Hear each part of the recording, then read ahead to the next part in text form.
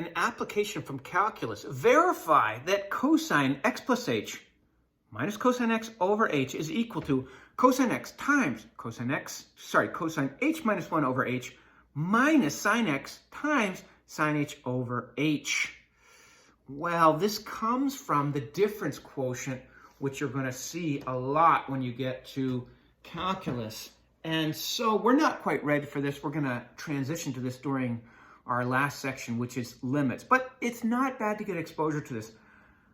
Why am I going to choose the left-hand side, even though it looks more compact and simple than the right-hand side? This is our first one where I'm going to the more compact one.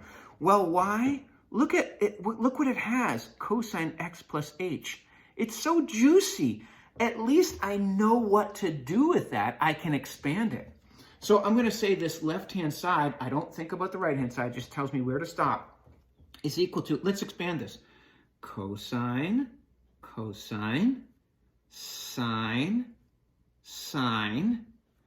and then minus cosine of x, that tags along, and divided by h. So playing the role of alpha is x.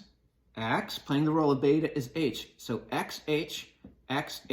Remember, cosine can't get along to go along. If it's a plus, it becomes a minus there.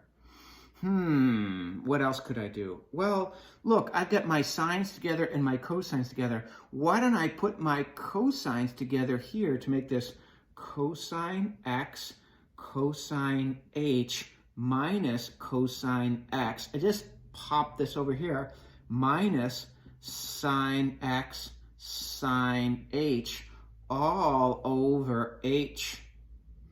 Now, look where I want to go. This has a factored out cosine, so I'm going to factor out a cosine x, and I'm left with cosine h minus 1 minus sine x sine h. By the way, I have a single denominator. Remember, I can divide that into every term in the numerator, but I've created a single term here because I factored that. All right, so that's what that looks like. Oh, wait a second. This could be written as 1 times h and 1 times h, which allows me to write this as cosine x over 1 times cosine h minus 1 over h minus, and I could write this as sine x over 1 times sine h over h, and I have reached the right-hand side. A little bit tricky, particularly because we're not familiar with the difference quotient yet.